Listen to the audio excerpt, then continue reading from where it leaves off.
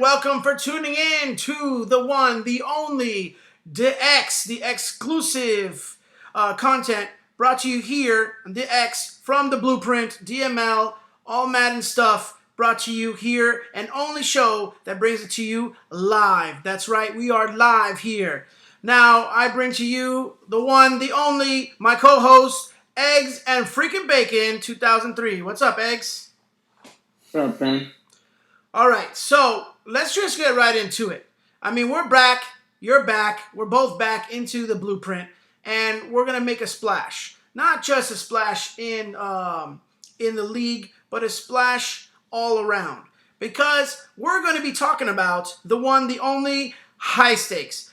The BML and the DML are the only leagues that I know that make the last season count. I know some guys put, what they call like $50 game, or someone gets the game, but this is crucial for everyone. Not just one person that wins, but a lot of people in the league that like to play Madden and want to play future in this league, BML or in the DML, and this is what high stakes is all about. I mean, what is high stakes all about to you, Eggs?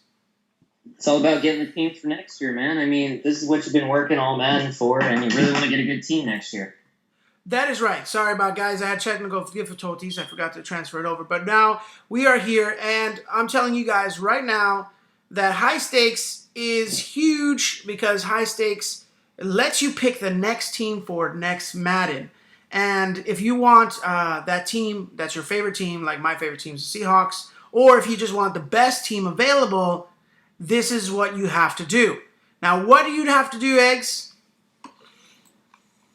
Finish as high as possible. No tank in the last season. Well, obviously, but when it comes to getting ready for high stakes, what do you do? Like, this is the season to get ready, because we're actually not in the last season, guys. For those who are not in the BML or DML, this is the season before high stakes, and this is, I think, more crucial than the actual high stakes season, because you have to get ready. You have to get your team ready. You have to get your offensive playbook ready. You have to get your defensive playbook ready and have your schemes ready. And you have one more season to do that. Yeah, you do. I mean, there's a lot of hard work that you got to put in. I mean, I run the Saints playbook, and I already got my defensive playbook, which is the Lions, so that's always great. Well, the thing is that when it comes to high stakes is not just about, make sure you got the right plays, because I know some people say that they should have high stakes in mind from day one. But some people, just say, hey, let me try to win as many Super Bowls as I can. I mean, look at these guys, the Colts. Look at you. They in the BML that they won their Super Bowls early in the seasons, or early seasons, and then you have in the DML the Saints over there. Addy, he won 3 in a row. He got his out of his way. Now, do you start building after you compete at the championships, or what is the best strategy in your mind? I mean, I think any strategy really works. I think just going for it is probably the best, because a lot of people take the other strategy of waiting and trying to build. So then you could take advantage of that. True, but wouldn't you want to, your ultimate goal here, it depends. For me, I'm not that good, so my ultimate goal is just to, deliver content and make sure that this league has something else besides just competitiveness. But there's some people that are just strictly competitors and want to win Super Bowls. Is that what you want to do? Like, go straight in and say, hey, let me get all these veterans, all these really crappy, not crappy, but all these 90 overall guys, and you'll be low in cap and everything to win that first Super Bowl? Or are you trying to win as you grow? I'm trying to win as I grow. I like to have a couple veterans, obviously, but most of my team is usually young, and I want to build a quarterback at the start. But the thing is that, okay, you build the quarterback at the start. Say he's a rookie. Say you do okay the first season, and now you get the. But the thing is that, first of all, you're going to get into cap hit into issues, because now you have to pay this quarterback. By the time he's high stakes, he's 29. Let's say if he's 21 coming out of the draft, he's 27, 28, and you're paying him $100 million. Then who do you have for high stakes? Say this upcoming free agency is going to be huge, because there's going to be a lot of 90 overall guys asking for 60 mil, 70 mil, 80 mil a year, and here you are with the $100 million quarterback. just because you build him early. Yeah, I mean, I get that, but like, you don't want to have to wait till like, let's say, the season before high stakes and want to frantically build your quarterback because that never usually works. Well, And what about 2 or 3 seasons ahead? well, I mean, yeah, that'll work. I mean, like I said, there's all different strategies to do it. It's just if you build them early, you can get them 99 and have a bunch of extra upgrades. But okay, so quarterback for you is the most crucial. Yeah.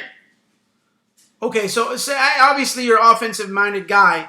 When it comes to building it, then all right. So you build a quarterback, and you can. What other piece do you build with a quarterback? Are you going to go with double receiver, a quarterback? Because remember, whoever you build to get to 99 to help assist your quarterback, you're going to have to pay them more. The thing is not getting them built to high stakes. Is having the cap available to assist all around. Because say you have a great offensive line but no running back. Or you have a great offensive line and a quarterback. Or you have a great offensive line and a quarterback but no receivers. Or you have a great offense but then no linebackers or anyone to stop the run, so you're being engaged on offense. I mean, how do you balance all those aspects of the game? I mean, it's really tough, but like when you're building a quarterback, you can build the receiver while you're doing that, and that always helps. And the running back situation, I mean, you can always get a veteran, and that's usually what a lot of people do for offensive linemen as well. True, but I mean, you're gonna you're gonna have to pay, because when it comes to the last season and the last off season, you're gonna have to pay, not only because they're asking for it, but because others are gonna bid higher because they're also looking for the same thing. It's kind of like everyone's looking for the same flavor soda, and there's only one cup left, but everyone's going after the same flavor soda. So they're bidding it on eBay for $100 million for a cup of soda just because that's the only soda left. Yeah, you're right. I mean, there is a lot of demand, but not enough supply. But, I mean, you can always make do with like 80 overall offensive linemen or like 85 receivers and a low overall running back. They'll still play pretty well. Okay, I got you. Now what position? You said quarterback for offense. Now, what position for defense are you thinking about? I mean, is it linebacker? Is it corners? I mean, I would say have corner. to have for high stakes. Yeah, that is corner because there's a lot of fast receivers now because everybody's, like you got the Niners with Bass who just likes to chuck it deep every play. And if you don't have a corner that can go up against them, then you're screwed. Oh, trust me, I know. I just went against Odell Beckham. I had 85 overall speed corners and the Cowboys. These dudes completely suck. So this draft is going to be crucial for us to even get to where we need to go.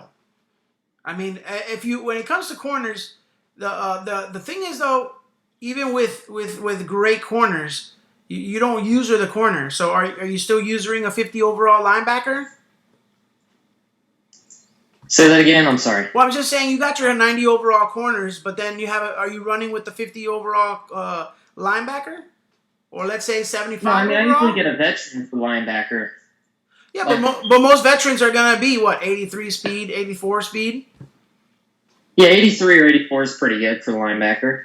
I mean, for me, if you know how to user it. I got you.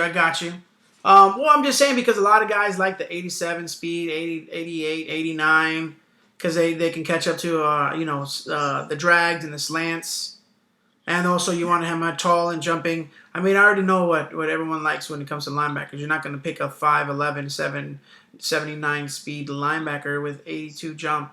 You know what I mean? Yeah, I know what you mean. Okay, so corner is that. So when it comes to high stakes, for those who can't make it, let's say to the Super Bowl or to the playoffs, I mean, what are you doing? Like, say, I'm gonna be honest, I'm not that good. So what should I be doing to prepare for high stakes? I mean, how do I get to, let's say, the middle ground, like right before playoffs, finish off with a nice 8-8 or 9-6, or 10-6, but slowly miss off the playoffs. I mean, because let's be honest, not everyone's good and not everyone's going to get to the playoffs. So how do you prepare, say, as, low tier competition guy looking towards the high stakes? I mean, you want to make sure that you can win all the games that you should be able to win. Like, there's a couple people in here that are pretty bad, and you should easily be able to beat them. And if you can't, then there's no way you're going to get to a high record in high stakes. I mean, that's completely true. That's exactly what you want. The last question on high stakes. I mean, we're gonna go into deeper and deeper, and we're gonna bring some guys that have been here even longer in the DML and the BML, have been in both leagues, and have been in high stakes situations more than once. So we're gonna bring those guys in next time. But for this time around, to finish on the high stakes note, is it crucial to get that marquee position to land a key team that you want?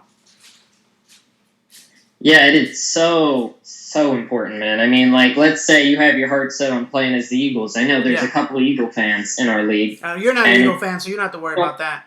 If you don't finish high, man, you're not going to get them, and that sucks. But but the Eagles suck. I mean, you have a chance to get the Eagles. Yeah, you're right. They do suck. I mean, but that's not what we're talking about right now. We're talking about the team you want. Okay. It's all right. The Seahawks are there too. I mean, it's not like I mean, I got Russell Wilson and Bobby Wagner. It's only two people on our team. We're completely shattered now. Carson Wentz with his 5 injury. Don't forget about that. Oh yeah, another $100 million quarterback. Good luck with that. Paying quarterbacks up the A. I'm just saying. They're just paying quarterbacks left and right. You know what? I knew it.